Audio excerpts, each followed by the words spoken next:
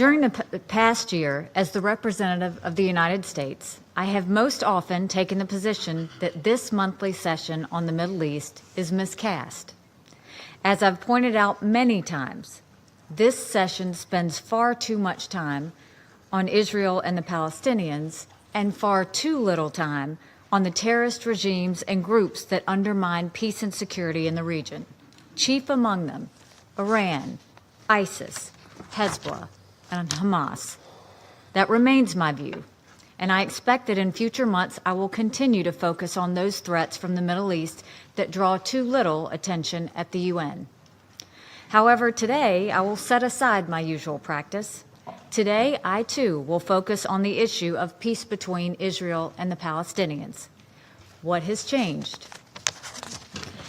The events of the past month have shed light on a critical aspect of the Israeli-Palestinian problem, and it is important that we do not miss the opportunity here at the UN to bring attention to it.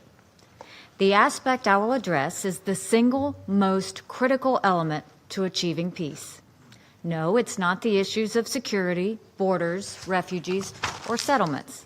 All of those are important parts of a peace agreement. But the single most important element is not any of those. The indispensable element is leaders who have the will to do what's needed to achieve peace. Real peace requires leaders who are willing to step forward, acknowledge hard truths, and make compromises. It requires leaders who look to the future rather than dwell on past resentments. Above all, such leaders require courage. I ask here today, where is the Palestinian president? Where is the Palestinian King Hussein? Where is the Palestinian Anwar Sadat?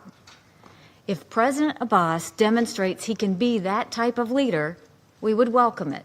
His recent actions demonstrate the total opposite.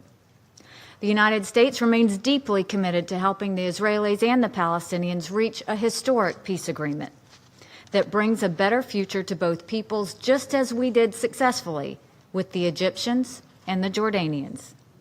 But we will not chase after a Palestinian leadership that lacks what is needed to achieve peace.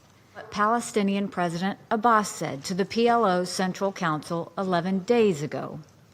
In his speech, President Abbas declared the landmark Oslo Peace Accords dead. He rejected any American role in peace talks. He insulted the American president.